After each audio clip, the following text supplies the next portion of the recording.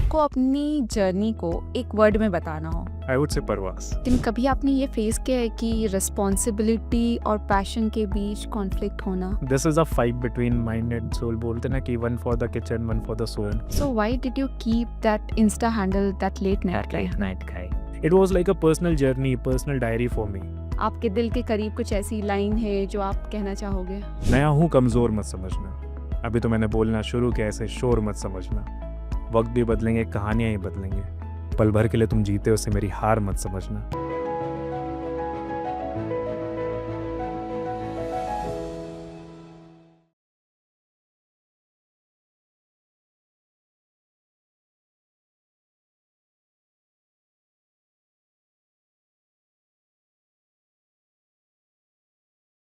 Welcome to सपनों के canvas, a podcast where dreams, stories and emotions come alive. कभी कभी ना हम अपनी लाइफ को ना बहुत सिंपल बना देते हैं। बस एक करियर पाथ, एक रूटीन और बस एक ही एस्पेक्ट होती है ज़िंदगी को जीने के लिए। मगर कुछ लोग ऐसे होते हैं जो एक ज़िंदगी में ना कई सारी ज़िंदगियाँ जीते हैं। An IT professional by day, a storyteller on stage, and a fitness enthusiast who believes in discipline. तो आज हम एक ऐसे इंसान से मिलने वाले हैं जो हमें याद दिलाता है कि हम इंसान ना बस एक बॉक्स में फिट होने के लिए नहीं बने हैं। तो आइए मिलते हैं अनुराग से। वेलकम अनुराग टू सपनों के canvas. Thank you so much sweetie and Clinton, बहुत ही अच्छा इंट्रो दिया ना। थोड़ा बहुत मुझे भी अपने बारे में आज ही पता चल रहा है, but I am very grateful to be here and conversation करेंगे आगे, अच्छी बातें करेंगे और कहानियों की बातें भी करेंगे। So before we start anything, let's start with a very simple question. Sapnon ke canvas. So if the life is a canvas to you, what color would you prefer right now? See I would paint it with one of my favourite colour blue, और उसमें मैं कहानियाँ लिखूंगा। Because at the end of the day we all are stories. हम किसी की कहानियाँ जी रहे हैं, कोई खुद की कहानियाँ लिख रहा है, तो eight the end of the day everything is a story. Everything is a story. Wonderful way. So that's how you define this. Okay, और अगर आपको अपनी जर्नी को एक वर्ड में बताना हो तो what will be that word? I would say Parvaz. Parvaz. If I'm not wrong, Parvaz is your show as well. Yes. So why don't you say something about Parvaz? So Parvaz is a story of every one's life. एक ऐसी कहानी जहाँ पे जो बताती है कि एक टाइम होता है, हर इंसान की ज़िंदगी में होता है, जहाँ पे वो लोवेस्ट पॉइंट पे होता है अपनी लाइफ के। कुछ लोग वहाँ से बाउंस बैक कर जाते हैं, कुछ लोग उसे वहीं गिव अप कर देते हैं। उन्हें लगता है कि ये आखिरी पड़ाव है, इसके आगे कुछ हो नहीं पाएगा। So basically Parvaz is a story of coming back, bouncing back to the real life. और वो आपको और स्ट्रॉन्ग बनाती है, आपको मोटिवेट करती है और आपको एक विल देती है कि आगे बहुत कुछ बचा है। और eight the end of the day ये वक्त है, और वक्त बदलता ज़रूर है, तो आपका भी बदलेगा। क्या बात है, बहुत सही कहा आपने। तो स्टोरी टेलिंग से मुझे याद आया ना कि कई सारे लोग ऐसे हैं जो स्टोरी सुनते हैं, पढ़ते हैं, लेकिन बहुत कम ऐसे लोग होते हैं ना जो स्टेज पर जाकर वो कहानियाँ सुनाते हैं। तो I just wanted to understand like how you started this story telling का जर्नी, लाइक कब ऐसा लगा कि नहीं मुझे भी सुनाना चाहिए? सो मैं बताऊँगा, ये जो शुरू हुई कहानियों की जर्नी, ये बहुत ही बचपन से शुरू हो जाती है सबकी लाइफ में। जब हम छोटे होते हैं तो मम्मियाँ कहानियाँ सुनाती हैं, दादी नानी सब कहानियाँ सुनाता है। और eight the end of the day मतलब हम सब कहानियों के साथ ही पले बड़े होते हैं। और कहीं न कहीं हमें लगता है कि यार मैं वो कैरेक्टर हूँ उस कहानी में। तो जब मैं कहानियाँ पढ़ता था, हितोपदेश पढ़ी मैंने, पंचतंत्र पढ़ी, फिर मुंशी प्रेमचंद जी आए, धीरे-धीरे और आगे बढ़ा और लिटरेचर में घुसा, एंड कल्ट राइटर्स पढ़े मैंने। एंड मुझे लगता था कभी भी कोई भी बुक पढ़ता था, मुझे लगता था ये मेरी कहानी है। भले उस कहानी को मैंने जिया नहीं हो, लेकिन जब पढ़ता था मुझे लगता था मेरी कहानी है और मुझे भी सुनानी है। जब मेरा वक़्त आया तो मैंने भी वही पोर्ट्रे करने की कोशिश की कि अपनी कहानियों को लोगों का कैसे बना दिया जाए। और लोगों को क्या होता है जो सुनते हैं, there are few people who come out of their comfort zone and try to tell the story. और कुछ लोग ऐसे होते हैं जिनको एक ज़रिया चाहिए होता है कि वो उसके थ्रू अपनी स्टोरी लोगों तक पहुँचाए। तो शायद लोगों ने वो ज़रिया मेरे में ढूँढा और मेरी कहानियों में उन्होंने अपनी कहानी पाई और उनको लगता है कि यार ये तो मेरी कहानी बता रहा है। तो मुझे लगता है ये ऐसे ही शुरुआत होती है, सबकी लाइफ में कहानियाँ होती हैं। आपकी एक कहानी है, क्लिंटन की एक कहानी है, जो हमें सुन रहे हैं उन सब की भी कहानियाँ हैं। तो हम सिर्फ ज़रिया ढूंढते हैं। वो ज़रिया कोई भी हो सकता है, आपके पड़ोस का कोई लड़का हो सकता है, आपकी मम्मी हो सकती है, पापा हो सकता है, या टीवी पे कोई मूवी आ रही है उसमें कोई एक्टर हो सकता है। तो सब अपनी लाइफ के हीरो हैं, हम बोलते हैं ना, तो हीरो पहचानने वाला चाहिए होता है। So beautifully said. So when, at what point did you decide that this is going to be a serious part of my life? Because we all are from a background where we do our education, we start our corporate life, and that's it. Stories become the part of our life slowly and gradually, and you identified it beautifully and you started going into it with reading, with literature. At what point did you decide that storytelling will be a part of my life in a very serious manner? Because you tell stories on stage and people are moved by it. At what point did you decide that this is going to be a long haul for me? I would से I am a accidental artist, जिसे पता नहीं था उसे क्या करना है। तो बोलते हैं ना, गॉड्स प्लान, वो आपको कहीं ना कहीं से दिखा देता है कि शायद यही तुम्हें करना है। तो ऐसे ही शुरुआत हुई, अनजाने में कुछ रिकॉर्डिंग्स डाली एक रात बैठकर अपने कमरे से, और वो रिकॉर्डिंग्स लोगों को पसंद आई। वो वर्ड से लोगों ने रिलेट किया है, धीरे धीरे मुझे एहसास होने लगा, शायद मैंने बताया ना वो ज़रिया की बात, तो शायद मैं वो मीडियम हूँ उनके लिए, कि वो अपने वर्ड्स नहीं कह पा रहे हैं तो वो मेरे ज़रिए लोगों को बता दे रहे हैं। वो चीज़ मुझे मोटिवेट की कि एक बोलते हैं ना, एक बंद फीलिंग होती है सबकी जो बंद कमरों में ही निकलती है। तो वो फीलिंग शायद मैंने स्टेज पे लाने की कोशिश की एंड लोगों ने रिलेट किया, और वहाँ से मुझे एक लगा कि यार अभी आगे किया जा सकता है।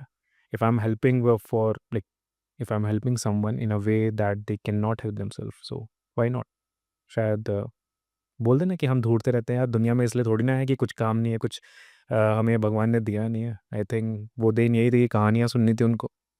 सही बात है, लाइक इसलिए मुझे मेरी लाइन याद आ गई कि ज़ख्म अगर लिखी जाए तो कहानी बन जाती है। वाह! ज़ख्म अगर लिखी जाए तो कहानी बन जाती है, और कहानी अगर महसूस की जाए तो उम्मीद बन जाती अरे है। बहुत खूब। शायद आप वही उम्मीद का ज़रिया हैं। Thank you so much. तो like if I am not wrong, you are an IT professional too. तो आप किस तरह मैनेज करते हो, like being into IT job, जो ऑब्वियसली बात है कि 9 टू 5 तो नहीं चलता है ये, कहीं ना कहीं 15 घंटे 16 घंटे। तो how do you manage this story telling and your passion around this? See one thing is like when you love something, right, उसके लिए आपको टाइम नहीं निकालना पड़ता है। स्टार्टिंग में ये बोलना बहुत ईज़ी है, मैं भी बोलता हूँ ये बोलना बहुत ईज़ी है, बट इसको करना थोड़ा-सा डिफरेंट हो सकता है फॉर फ्यू डेज़ और फ्यू वीक्स और फॉर अ मंथ। लेकिन जब आप इसको कंटिन्यूअसली करते रहते हो, मैं बोलता हूँ ना कि discipline can beat motivation at any day. ठीक है? आप डिसिप्लिन हो जाते हो उस काम में, भले ही आज आप टायर्ड हो लेकिन आपको एक रिकॉर्डिंग करके देनी है। आपको करना ही करना है वो। धीरे-धीरे वो डिसिप्लिन ना आपके जो डेली शेड्यूल का पार्ट बन जाती है कि आपको करना ही करना है। और आप फिर टाइम निकालते हो अपने काम के लिए, आप वक़्त निकालते हो अपनी कहानियों के लिए, आप वक़्त निकालते हो अपने ऊपर ध्यान देने के लिए और अपने दोस्तों और फैमिली मेंबर्स के लिए भी। और धीरे-धीरे वक़्त बन जाता है। 24 घंटे हमारे पास। अगर मैं कुछ ना करूँ वो 24 घंटे बहुत कम है। अगर मैं बहुत कुछ करूँ वो 24 घंटे बहुत ज़्यादा है। जो मैंने स्टेटमेंट बोली वो आयरॉनिकली अपोज़िट है ईच अदर, बट एक्चुअली बहुत सही है। जब आप बहुत काम करते हो ना तो आप हर चीज़ के लिए वक़्त निकाल लेते हो। जब आप नहीं करते हो तो वक़्त बहुत कम होता है। ये चीज़ें होती हैं। तो करना पड़ता है, पहले करना पड़ता है, धीरे-धीरे वो आदत बन जाती है, फिर उसी में खुशी मिलती है। Discipline, said something really motivational here. Discipline me beats everything, right? And discipline meets motivation. We get motivations in every scroll now. Everybody is giving motivational advices. You also started a discipline journey on your Instagram recently, on your fitness. So tell us about it. So fitness का ऐसा है कि I was always a sports baby. मैं बचपन से ही sports में था। I play basketball, I am swimmer, cricket by default खेलते हैं लोग। तो कहीं न कहीं जो एथलीट वाली चीज़ें होती हैं वो अंदर थी। मैंने जो मैं पला बड़ा हूँ डिफेंस कैंपस में हूँ, तो मैंने हर लोगों को देखा है मेरे आस-पास फिट और एकदम टोन्ड रहता है। इवेंचुअली जब आप जॉब करते हो, आप बहुत सारी एक्टिविटीज़ करते हो, वो चीज़ें मिस होने लगती है, और जैसे आज की हमारी लाइफ़स्टाइल है, एक डूम स्क्रॉलिंग हो जाती है। हम मोस्टली टाइम डिजिटल वर्ल्ड में बिताते हैं। तो कहीं न कहीं हमें रियल वर्ल्ड का भी इम्पैक्ट रखना चाहिए अपने आस-पास। तो बीच में गैप हो गया था एंड जैसे क्लिंटन ने बोला, I started discipline journey. So I thought कि यार एक बार 10 दिन का करके देखते हैं। Every 10 days for each and every day I'll hit the gym or I'll go for some sports or activity for every day 10 दिन। मैंने 10 दिन किया डिसिप्लिन बनाने के लिए। उस 10 दिन से मुझे आगे ये 5 दिन का मोटिवेशन मिला। I went for 5 more days and it keeps adding on right now. So for everyone who is watching it, आप 30 मिनट्स एवरी डे डालो अपने स्पोर्ट्स में, जिम में या किसी भी एक्टिविटी में, एंड आपको रिजल्ट धीरे धीरे दिखने लगेगा। बोलते ना कि एक दिन में कुछ नहीं दिखता है, तो डीमोटिवेट मत होना, just keep adding 30 minutes every day, और धीरे धीरे क्या होगा 20, 21, 40, 30 डेज के बाद आपको एक रिजल्ट दिखने लगेगा। और जब रिजल्ट दिखने लगता है ना, बहुत ही सुंदर चीज़ है ये, तो आप उन पुरानी एक्टिविटीज़ पे नहीं जाते हो जो आपको इफ़ेक्ट करती है आपकी हेल्थ को, आप उनको अवॉइड करने लगते हो। बोलते हैं ना कि जैसे डेली हम उठते हैं और ब्रश करते हैं, वैसे एक हैबिट हमारी लाइफ में इंस्टिल हो जाती है और वो फिर ऑटो पायलट मोड पे चलता है। That's really true. लेकिन ये जो फिटनेस होती है ना, ये सिर्फ बॉडी को इम्पैक्ट नहीं करती है, like it changes mind as well. तो लाइक मैं आपसे ये जानना चाहती हूँ कि कैसे उसने, ये फिटनेस जर्नी ने आपकी स्टोरी टेलिंग को इम्पैक्ट किया, आपका कॉन्फिडेंस किस तरह बूस्ट किया, लाइक आपको ये जर्नी कैसा लगा and what was the impact? Definitely yes, a capital yes I would से। क्योंकि जब आप बॉडी और माइंड से फिट होते हो, you are capable of doing anything. आपको बैड थॉट्स इम्पैक्ट नहीं करते हैं, and bad thoughts are human behaviour, it वो आएंगे ही आएंगे, आप कितनी भी कोशिश कर लो आप उसको हटा नहीं सकते हो। मैं अगर ये बोलूँ लिंडन कि मुझे आजकल 1 घंटे के लिए बैड थॉट्स नहीं आते, मुझे आते हैं, बट जो अगर आपका माइंड स्ट्रांग है तो वो ओवर पावर कर देते हैं उन थॉट्स को, और वो बहुत ज़रूरी है। And coming on a stage when you are actually fit, not physically but mentally also, आप स्टेज पे ना आपको कॉन्फिडेंस दिखता है। आपकी राइटिंग कमज़ोर हो जाएगी तो आपकी परफॉर्मेंस अच्छी आ जाएगी, और वो दिखता है। और अगर वो नहीं है तो आप ऑडियंस को रिटेन नहीं कर पाओगे। So it's all, I would से, गो हैंड इन हैंड, सबको साथ में लेकर चलना ही पड़ेगा। एंड बोलते ना कि यहाँ की फिटनेस भी बहुत इंपॉर्टेंट है, और यहाँ की फिटनेस इज एक्चुअली वो साथ में जाती है जब आपकी बॉडी भी फिट होती है, आपकी बॉडी रिस्पॉन्स करती है उस तरह। And once you step in the stage, you own the stage. एक वर्ड है जो हम लोग बोलते हैं कि it's very personal to me, when I go on the stage my team, what we talk with the team is like, जब भी स्टेज पे जब नाम कॉल आता है, हम स्टेज पे जाते हैं तो हम बोलते हैं आज आग लगाने जा रहे हैं।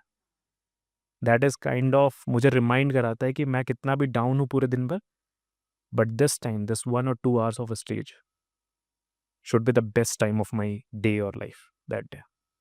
तो वो मोटिवेशन आता है अगर मैं फिट हूँ तो। Yeah. So it reflects automatically on true. the stage. Yeah. तो ये सब तो ठीक है, लेकिन कभी आपने ये फेस किया है कि रिस्पॉन्सिबिलिटी और पैशन के बीच कॉन्फ्लिक्ट होना, और जब वो होता है तब आप क्या करते हो?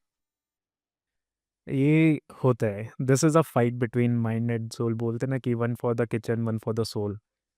तो ये होता रहेगा, एंड होना भी बहुत ज़रूरी है।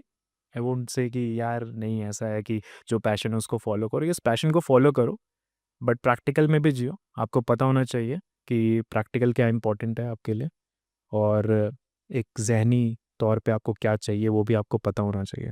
तो आपको कभी ऐसा लगा कि नहीं यार, अब नहीं हो पाएगा ये, like I can not just run behind my passion along with this, तो कभी आपको मन किया कि यार छोड़ देता हूँ, समथिंग ना, like yes, that?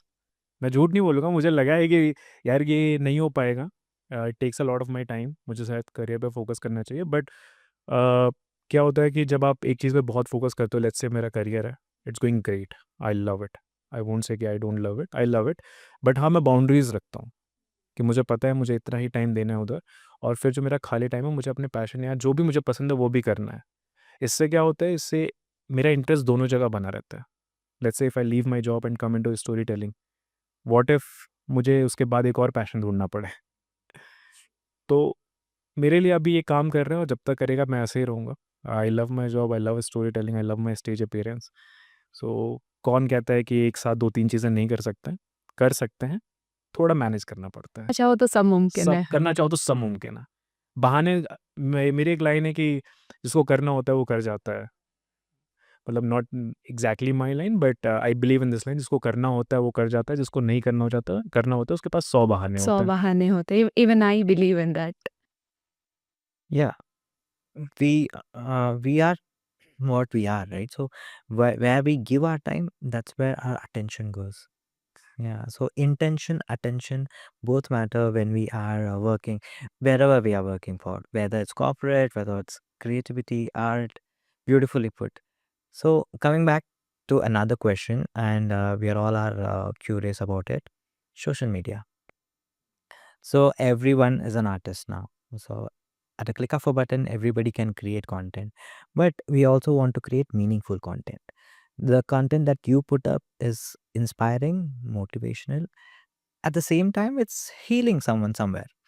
So other than all that, how do you keep yourself up to speed with your stage performances, with the content online, and also for our audience who are listening, what tips and recommendations would you give them if they are starting out right now?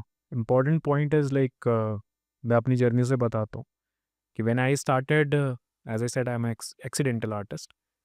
शायद मेरी जो post थी वो right audience से पहुंची जिनको ज़रूरत थी उसकी। मुझे भी नहीं पता था कि लोगों को ये सुनना भी पसंद होगा। मुझे लगता था ये मेरे थॉट्स हैं और मुझे कभी आइडिया नहीं था लोग इससे कभी रिलेट कर पाएंगे। बट अब मैं इस इंडस्ट्री में इतने टाइम से हूँ, देन आई रियलाइज़ कि हर चीज़ की स्पेस होती है। First you need to understand कि किस चीज़ में आप जाना चाहते हो, आपका नीश क्या है। अगर आपने उसको पकड़ लिया then definitely you can do a blast in that particular field. But वो पकड़ना बहुत आसान नहीं है, बट इवेंचुअली वो आ जाएगा। टाइम के साथ आप सीख जाओगे और धीरे धीरे व्हेन यू लर्न कि हाँ ये मुझे करना है और ये ऐसा होगा, मेरी ऑडियंस ऐसा है, आप चैनलाइज कर लोगे अपनी emotion. Now coming to the other thing कि क्या कंटेंट पोस्ट करना चाहिए। जैसे social media is a big platform और बहुत सारे कंटेंट आते हैं। किसी भी तरह के आ सकते हैं, educational, fitness, motivational, inspirational, tutorials, everything. Now it's audience decision, वो क्या करना चाहते हैं, क्या सुनना चाहते हैं। जैसे मेरी ऑडियंस ऑडियंस अलग है, किसी और आर्टिस्ट की ऑडियंस अलग हो सकती है। सो मुझे अपनी ऑडियंस की पसंद पता होनी चाहिए कि मेरी ऑडियंस क्या पसंद कर रही है और मैं उनको क्या ऐसा मीनिंगफुल दे सकता हूँ कि वो उससे रिलेट कर सकें, उससे कुछ सीख सकें। जो कि मैं बिलीव करता हूँ कि अ, मैं कुछ भी करता हूँ, मुझे लोग नहीं दिखते हैं सोशल मीडिया पे because it's a screen, digital screen. But जब लोग मिलते हैं तो वो बोलते हैं कि we loved it, we got inspired of it. आपने कुछ चीज़ ऐसी हील कर दी जो कि मैं समझ नहीं पा रहा था या पा रही थी कैसे हील होगी। That kind of motivation when it hits you right, there is no better feeling than this. अगर आप लोगों की लाइफ को टच कर रहे हैं इन अ वे कि उनको अनएक्सपेक्टेड होता है, तो I think you are doing something good. So वो होना चाहिए, आपके कंटेंट दिखना चाहिए, ऑडियंस रिलेट कर सके, ऐसा कंटेंट बनाओ आप। तो सोशल मीडिया कहीं न कहीं ना हमको एनकरेज भी करता है और डिस्करेज भी करता है। तो आप यंग क्रिएटर्स को क्या कहना चाहोगे? मेरा ये मानना है यंग क्रिएटर्स के लिए कि if you are creating content on social media, please अपने आप को किसी और क्रिएटर से कंपेयर मत करना। और सोशल मीडिया एक ऐसी चैलेंजिंग चीज़ आ चुकी है जहाँ पे हम everyone is busy in competing. I would say it's better to collaborate rather than competing, क्योंकि कोलैबोरेट आपको बहुत दूर तक ले जाएगा। Competition kills at least one party. And हम यहाँ किसी से कॉम्पीट करने नहीं आए हैं, हम यहाँ अपना आर्ट क्रिएट करते हैं और लोगों तक पहुँचाना चाहते हैं। तो जितना भी हो सके उतना कोलैबोरेट करो एक दूसरे के साथ, सीखो। कोलैबोरेशन का ये मतलब नहीं है कि एक टैग ले लिया इंस्टाग्राम पे that collaborate with X Y Z artist. Collaborate का मतलब है कि सीखो आप लोगों से, उनसे भी जानो कि वो क्यों कर रहे हैं ऐसा, कैसा, और हम और बेहतर क्या कर सकते हैं। Absolutely true. So why did you keep that insta handle that late night guy? Late night guy. Like I think मेरे जैसा बहुत लोग हैं who are curious to know, तो क्यों? No rocket science on this handle. बहुत ही प्यारी सी स्टोरी है। एक रात मैं अपने कमरे में बैठा हुआ था and I was going with some thoughts. जैसे मैंने बात की, एक लाइफ होती है आपकी और एक लाइफ में एक पॉइंट होता है जहाँ पे आपको लगता है यार गिव अप कर देते हैं, अब कुछ नहीं कर पाएंगे। एंड पता नहीं क्यों मैंने एक वॉइस नोट रिकॉर्ड किया रात में ही, and I created a new page, no photo, just random timings late in the night. And I was thinking, what name should I give? Then I realized it's late in the night and I'm a guy. So it's that late night guy. और I think थोड़ा feelings भी ऐसी थी जो कि रात में होते ना, 2 बजे के बाद ही आपकी वो फीलिंग्स आपके ऊपर हावी होती है। तो ऐसे ही लोगों ने रिलेट किया and then I start posting all the feelings. It was like a personal journey, personal diary for me. और मुझे नहीं पता था लोग क्यों रिलेट करेंगे उससे, एंड आई थिंक वो सबकी डायरी बन गई अब। एंड ये भी हुआ कि नाम चेंज कर देते हैं, थोड़ा सा वियर्ड है, फिर मैंने बोला रहने देते हैं अभी थोड़े टाइम के लिए। तो इस तरह दैट लेट नाइट गाय बना। That was really wonderful conversation with you, Anurag. Like we got to learn a lot of things like कि किस तरह हम सब कुछ अगर मैनेज करना चाहें तो मैनेज कर ही लेंगे. It's all about what you want. और हमें एक दूसरे से compete करने के अलावा collaborate करना चाहिए. Because even I think everyone is a creator in their journey. Everyone is creating a lot of things. तो मैं यही कहना चाहूँगी कि हर इंसान को ना ये नहीं सोचना चाहिए कि बस एक बॉक्स है और उसमें हमको फिट होना है. I think you at the same time you can work on your career, express your art, be disciplined and अपनी ज़िंदगी को खूबसूरत बनाना चाहो तो वो बन ही जाएगा, बस वर्क करना चाहिए. So Anurag, what do you want to say to the audience watching this episode? आपके दिल के करीब कुछ ऐसी लाइन है जो आप कहना चाहोगे? दिल के करीब बहुत लाइन है, लेकिन जो अभी बहुत एप्ट है, जो कि हर नए आर्टिस्ट के साथ चलती है कि यार हमसे कुछ हो नहीं रहा है, यहाँ पे स्टैब्लिश आर्टिस्ट है, हमें कौन सुनेगा। तो उनके लिए मैं सिर्फ ये बोलना चाहूँगा कि कुछ लाइनें याद रखना अपनी ज़िंदगी में, और जब भी कुछ लगे कि लाइफ सही नहीं चल रही है और मोटिवेशन डाउन हो रहा है, बस ये लाइनें रिमाइंड कर लेना है। याद रखना ये लाइनें कि नया हूँ कमज़ोर मत समझना, अभी तो मैंने बोलना शुरू किया, ऐसे शोर मत समझना, वक्त भी बदलेंगे, कहानियाँ ही बदलेंगे, पल भर के लिए तुम जीते हो, उसे मेरी हार मत समझना, नया हूँ कमज़ोर मत समझना। क्या बात है! Wow! Yeah. With this power packed conversation, we got to know a lot of things about Anurag. Anurag is essentially a polymath: poetry, storytelling, an IT job, and a disciplined devotee. With that, we learnt many things. Discipline beats motivation, consistency is the key. नए हूँ कमजोर मत समझना. This नया is हूँ the कमज़ोर मत समझना. नया हूँ कमजोर मत. My Hindi is a little kamzor. Yeah. Okay, so you guys have to understand that. So with that power packed conversation, we are coming to the flat end of this episode. We will come back with more episodes, more colors to paint our canvases. Until next time, this is Sapnon Ki Canvas signing off. Please go like our episodes, subscribe to our channel, and share it with your friends and family. See you there.